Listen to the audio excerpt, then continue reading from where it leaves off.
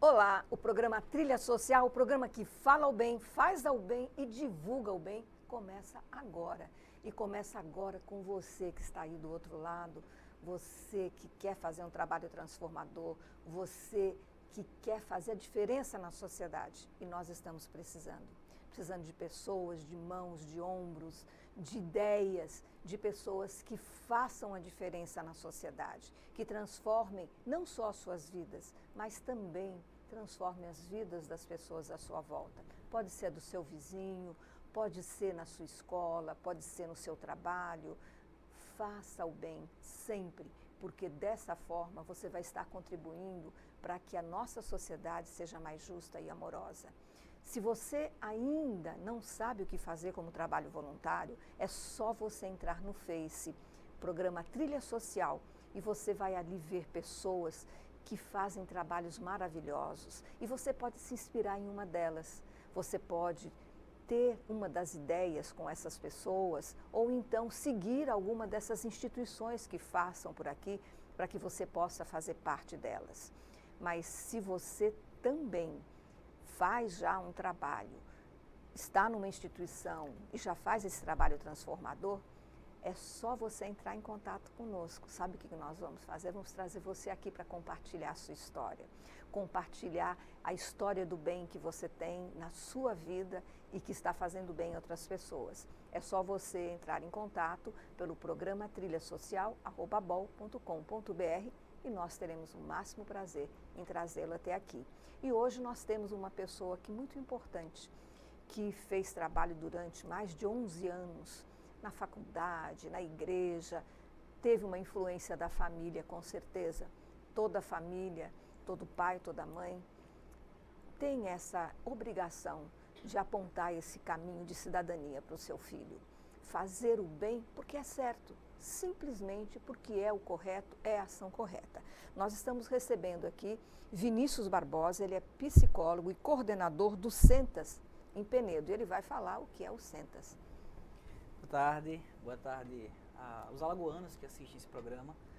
A Sentas, na verdade, Mastela, é a Secretaria Municipal do Trabalho, Habitação e Assistência Social. São três políticas com... De Penedo. Isso, de Penedo.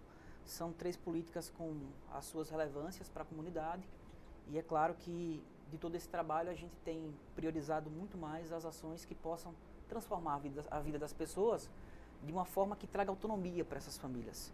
Vamos lembrar que a política pública de assistência, ela intervém naqueles casos onde há uma comunidade e uma família um pouco mais vulnerável. Mas antes de você chegar na assistência, antes de você chegar aqui, você teve uma caminhada.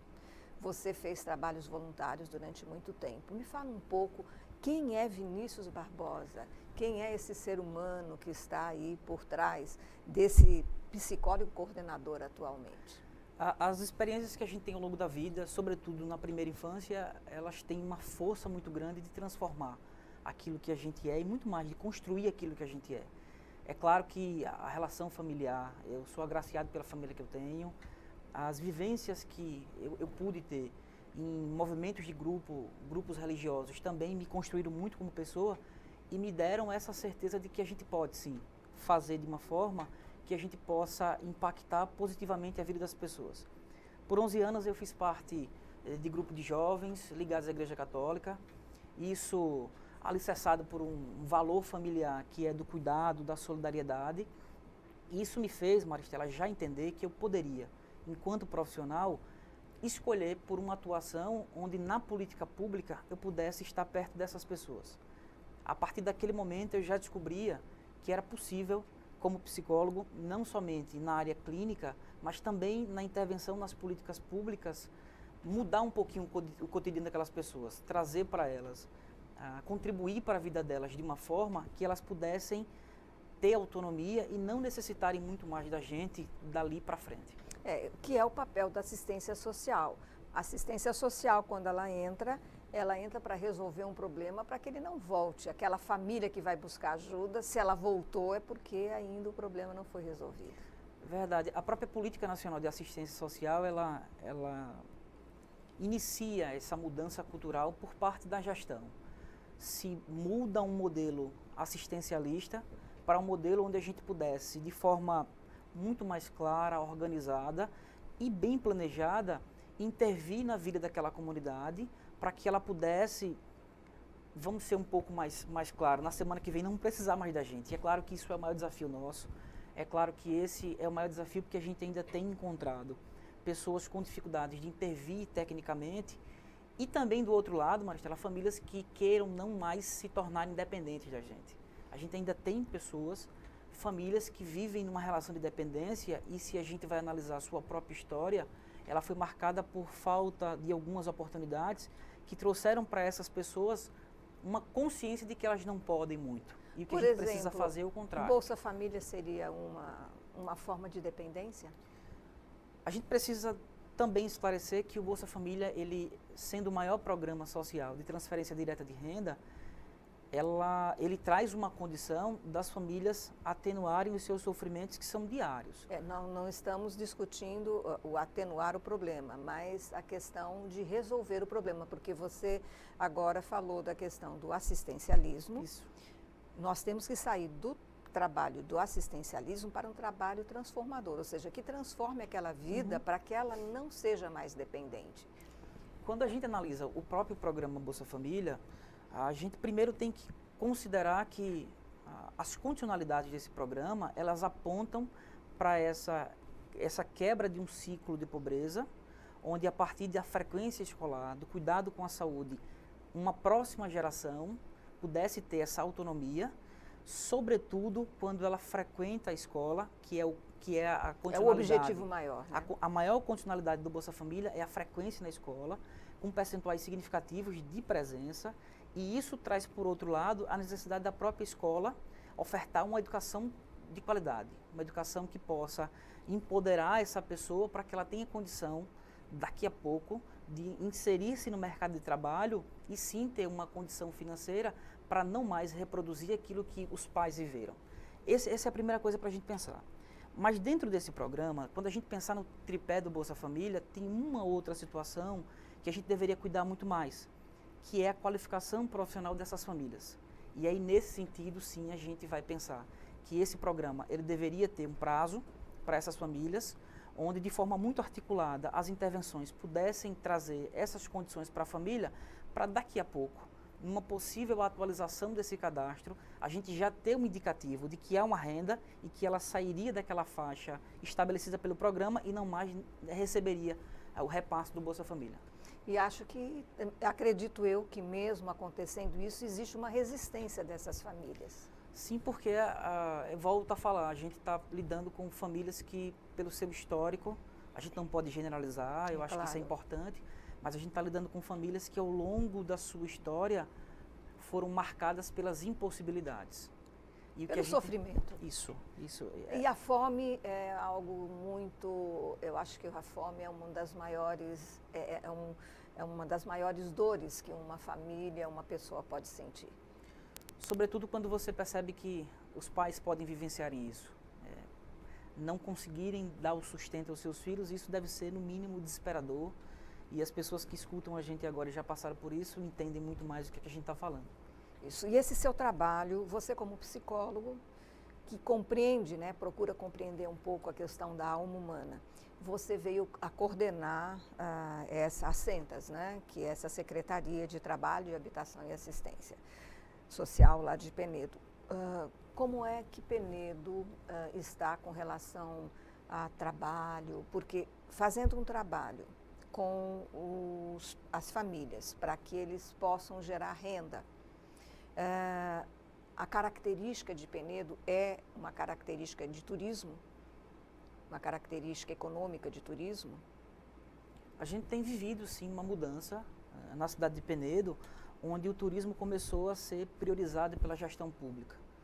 Quando a gente pensa dessa forma, a gente associa uma melhora nos serviços de forma geral, para que a gente possa não somente ter uma preservação do patrimônio histórico e cultural, e Penedo é uma das poucas cidades no Brasil que foram contempladas com o Parque das Cidades Históricas, e a gente tem demonstrado uma prioridade na execução dessas obras por entender que essa história ela precisa ser preservada e as pessoas buscam Penedo para participarem desse momento histórico.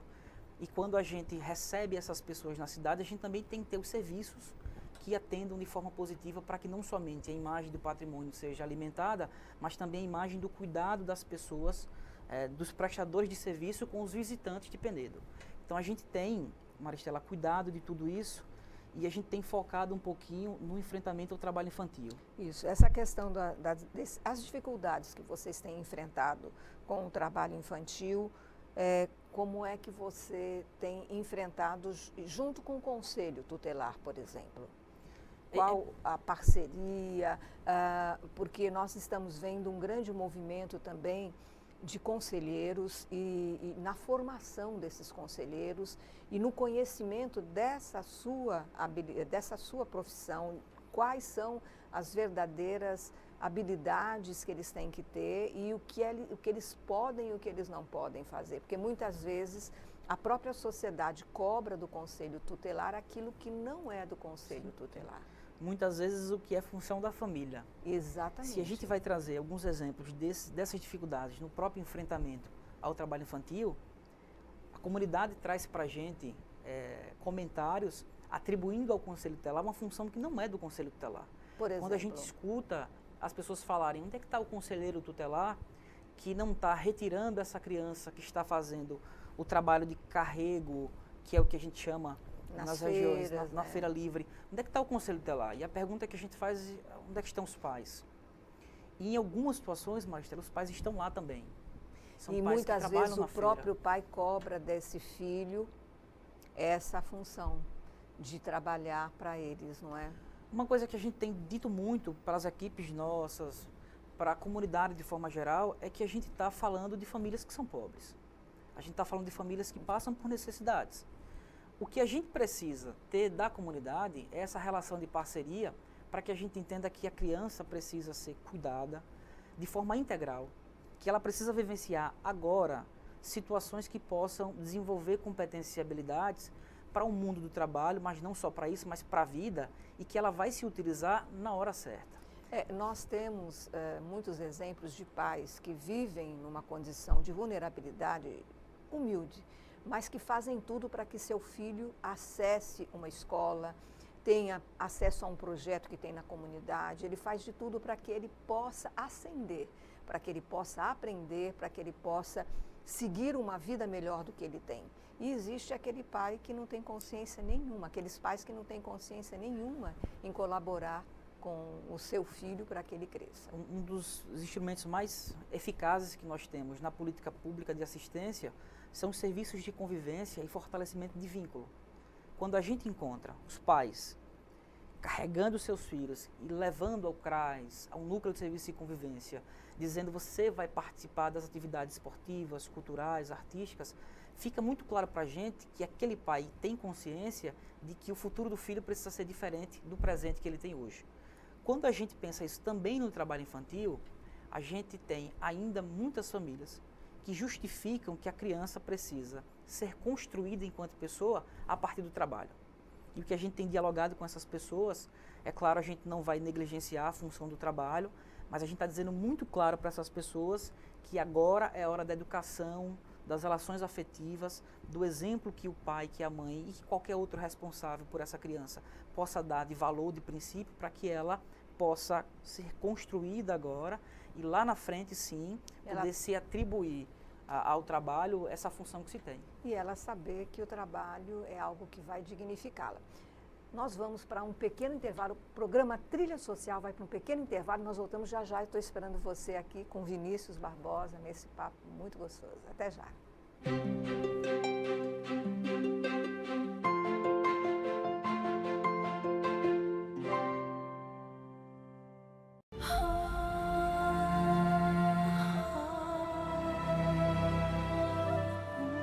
O que é urgente para você?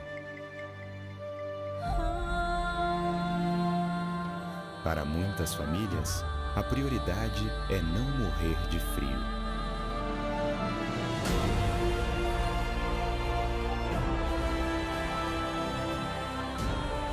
Agradeço todo mundo que está doando os cobertor por causa do frio, né? Para esquentar meus filhos, principalmente, né? A gente é pobre e nem sempre a gente tem dinheiro para comprar, né? Preciso da LBV.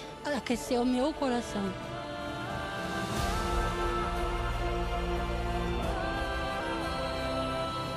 Quando a LBV chamar, diga sim.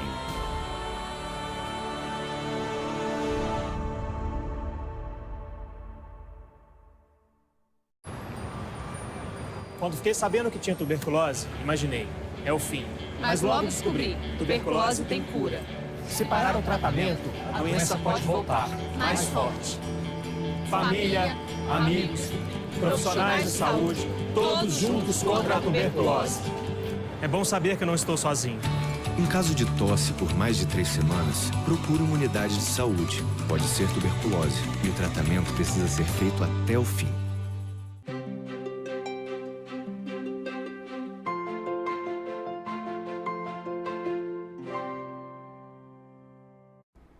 O programa Trilha Social volta agora desse pequeno intervalo. Nós estamos com Vinícius Barbosa, que é psicólogo e coordenador da Sentes Penedo, e nós estamos falando das dificuldades para o enfrentamento ao trabalho infantil, mas o Conselho Tutelar tem atuado. Quais as alternativas que vocês têm utilizado para empoderar as famílias com relação ao Conselho Tutelar e com relação também aos direitos que eles têm e os caminhos que eles vão trilhar? O nosso plano municipal de ações estratégicas de enfrentamento ao trabalho infantil, ele tem se sustentado sobre 2 pilares. No primeiro, é uma garantia de um cuidado integral dessa criança. E do outro lado, como a gente pode identificar, como a gente pode trazer consciência e como a gente pode empoderar essas famílias de algumas competências que elas têm. Algumas existem e não se reconhecem como, mas outras é possível a gente desenvolver essas competências e habilidades. De um lado, a gente tem buscado identificar, junto com as equipes técnicas de CRAS, CREAS, o Conselho Tutelar tem sido um parceiro muito presente.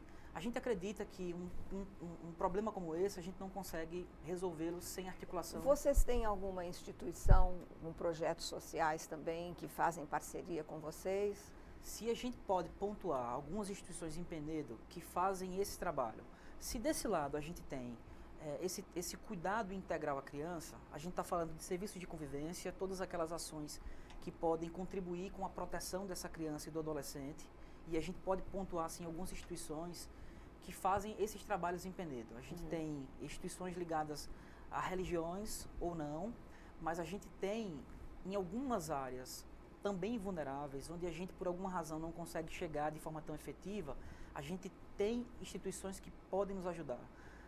O Centro Juvenil Nossa Senhora Auxiliadora é um deles. A gente sabe do trabalho que eles têm realizado numa comunidade que é expressiva pela sua tradição cigana. A gente tem essa parceria com eles e a gente sabe o quanto eles são significativos naquela comunidade. E vocês fortalecem essas organizações? É importante que a gente faça isso. Eles, inclusive, são instituições que a gente estimula que componham o CMDCA, que é o Conselho Municipal dos Direitos da Criança e do Adolescente. Se o trabalho é relevante, elas precisam estar nessas instâncias que nos ajudam a pensar na política de proteção à criança e ao adolescente. Então, eles estão representando, eles têm um trabalho muito efetivo e todas as vezes que a gente pensa nessas ações que garantam a proteção, a gente não pode esquecer essas instituições. Então, o Conselho Tutelar ele é uma instituição parceira e relevante que a gente não pode deixá-las de fora desse trabalho. Assim como o CRAS, assim como o CREAS, assim como aqueles que respondem pelo antigo PET, que é o Núcleo de Serviço de Convivência, mas também de uma forma que a gente possa mostrar para essa família que a ação nossa não é uma ação punitiva, não é uma ação que retira a criança daquela condição do trabalho e a família, por alguma razão, sofre muito mais. O que a gente está dizendo a essas famílias é que, aderindo à proposta nossa, e se a gente identifica essa criança e adolescente e há uma inserção no serviço de convivência, por outro lado, a família agora passa a ter uma situação prioritária, onde a gente consegue identificar qual é o membro daquela família que, independente da sua escolaridade, poderia participar de um programa de formação profissional para que, de forma autônoma, se pudesse gerar renda. Qual é a garantia? A sua criança não vai participar desse processo, ela participa de outros processos. E a garantia da gente ensinar... Os pais participam do processo de um trabalho? A gente pode pensar de forma legal, que o trabalho infantil ele é caracterizado como qualquer forma de trabalho onde seja inferior à idade mínima, que no Brasil seria 16 anos, salvo a condição de jovem aprendiz, que seria 14, 15, 16. Mas a partir dos 16 é possível que haja um trabalho desde que não esteja inserido nas piores formas de trabalho. Que não seja um trabalho insalubre, um trabalho perigoso, um trabalho noturno. Então, esses adolescentes que têm a partir dos 16, e eu até diria um pouquinho antes, a partir dos 14, eles precisam entrarem como uma prioridade nossa, porque a gente não pode esquecer que 14, 15, 16 já é uma idade onde já há um pouco mais de consciência sobre a necessidade que a sua família tem, e aquela ação, por mais que seja atrativa, ligada ao esporte, atividade artística, cultural, já não é tão atrativa como a possibilidade de uma inserção no mercado de trabalho como jovem aprendiz, que poderia trazer renda para essa família. Não somente, Maristela, as instituições de Penedo, mas eu faço questão de ressaltar a parceria que a gente tem com a Superintendência Regional do Trabalho e Emprego, Leandro Carvalho, Railene, que coordenam o FETPAT, que é um fórum de Alagoas que tem nos ajudado muito a pensar nessas ações, e são parceiros quando eles se aproximam das empresas que precisam cumprir a sua cota mínima de aprendizagem, a cota legal, notificam e partem para um diálogo. Acho que isso é o mais interessante, porque essa empresa ela não tem obrigação de contratar o jovem, obrigatoriamente o jovem que são de áreas vulneráveis. Ela tem a obrigação de contratar o jovem. O que a gente tem mostrado e sensibilizado essas empresas que têm obrigação de cumprir a cota legal é que se ela faz a contratação desse jovem que está numa condição de maior vulnerabilidade, ela está sendo muito mais socialmente responsável e que ela pode contribuir com a transformação daquela família, daquela comunidade. Com certeza, vai dar a essa criança, a esse jovem, a possibilidade de ter um futuro melhor. Verdade. Não é? E também dar um futuro melhor para a sua família.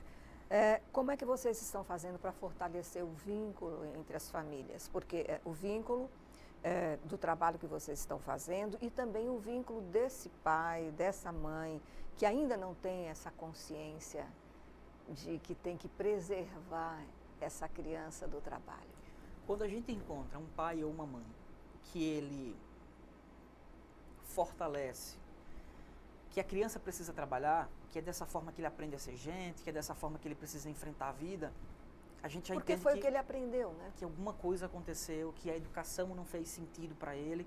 E quando a gente analisa, todas as vezes que a gente identifica essa família, a gente busca aprofundar o conhecimento que a gente tem dessa para traçar um perfil socioeconômico. E até agora, a gente já tem uma identificação de 34 crianças que estão, por exemplo, nas feiras livres de Penedo. Nós temos duas, uma no Centro Histórico e uma na Santa Luzia, que é um outro bairro. E quando a gente analisa o perfil dessas famílias, os responsáveis familiares, na sua maioria, sequer concluiu o primeiro ciclo do ensino fundamental. Mal Isso quer sabem dizer ler e escrever. Que eles não terminaram a antiga quinta série, que hoje é 6º ano. Então a educação não fez sentido para a vida deles. Diante das necessidades que se tem, o que ele está dizendo é que a criança precisa desde cedo aprender a se virar. E a gente sabe que, não por maldade, mas por cuidado, mas a gente na aproximação tenta dizer que é possível e necessário cuidar de outra forma. Quando a gente insere essa criança ou um adolescente num serviço de convivência que tem por finalidade fortalecer o vínculo familiar, a gente realiza algumas atividades socioeducativas onde a gente possa, se essa família foi identificada com alguma criança ou adolescente em situação de trabalho infantil, ela é situação prioritária e obrigatoriamente a nossa equipe técnica tem que acompanhar. E nessa aproximação, a gente já vai garantindo que não haja uma evasão escolar, sobretudo no segundo ciclo do fundamental, que é quando a criança tem justamente 14, 15, 16, há um maior percentual de evasão das escolas. É nessa hora que a gente precisa dizer o quanto a escola tem que ser algo presente e frequente para a vida dessa criança e dessa família. E, por outro lado, a gente se coloca à disposição para contribuir com o empoderamento dessa família, para que ele possa perceber que um ganho financeiro vai acontecer quando ele joga com a gente, quando ele faz parte dessa ação conosco. E nesse sentido a gente vai fortalecendo os vínculos, mostrando que a gente não está ali para um caminho da punição.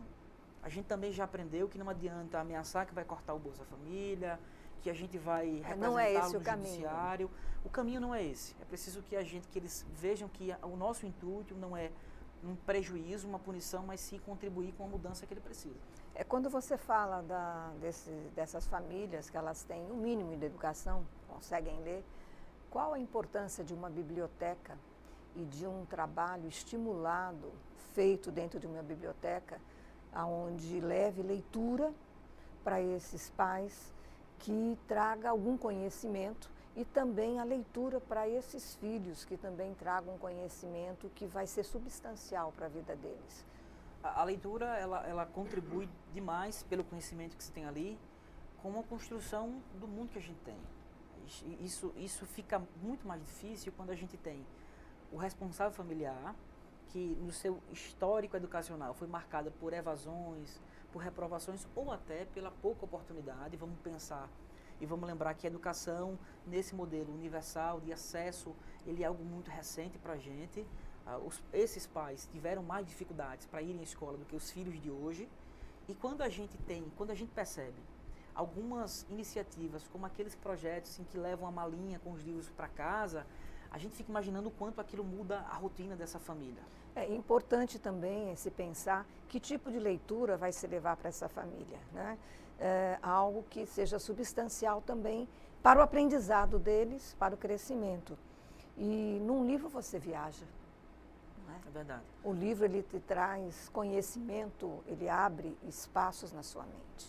Como nós não conseguimos chegar nessa conversa pessoal com todas as famílias de Penedo, nós pensamos, inclusive, numa cartilha onde a gente pudesse pontuar quais são as razões para enfrentar o trabalho infantil e quais são os pilares e as estratégias do nosso plano.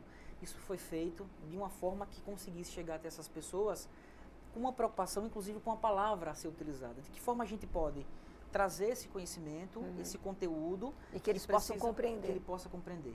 Então, quando a gente leva a equipe técnica para uma feira livre, a gente faz um trabalho de aproximação com a comunidade, onde a gente distribui a cartilha, onde a gente tem a possibilidade de trazer essa pessoa e dialogar um pouquinho com essa pessoa, mas deixa para que ela possa levar para casa e mostrar a quem está convivendo com ela, talvez o vizinho, aquela pessoa que ela conheça, mas a gente considera que esse trabalho de enfrentamento também precisa ser feito numa articulação muito maior com a educação.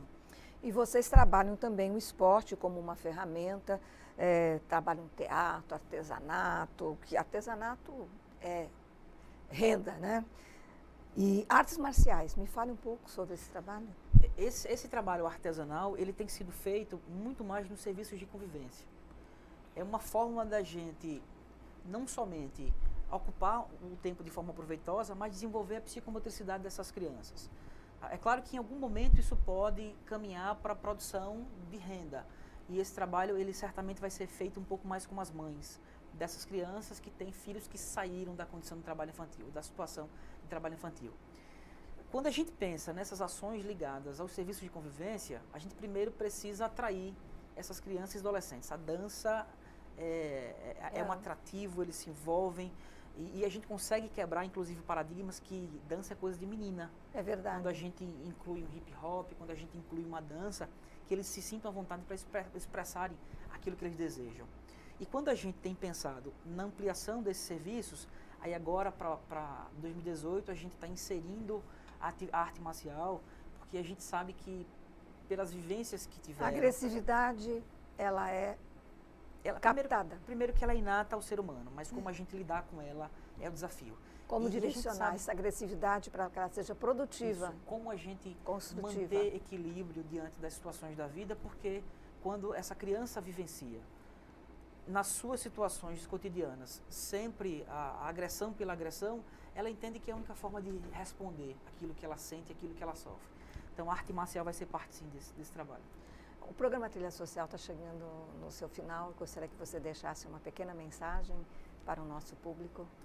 É preciso que a gente entenda que a comunidade ela é parte indispensável nesse enfrentamento do trabalho infantil. Quando a gente alimenta argumentos como é preciso aprender pelo trabalho, se a gente retirar a família vai sofrer um pouco mais, a gente deixa de cuidar do presente e do futuro dessa criança. Então, se a gente intervir agora, a gente vai ter uma geração com outras oportunidades, de uma forma que o impacto do problema social seja visto de uma forma muito menor na vida dessas pessoas.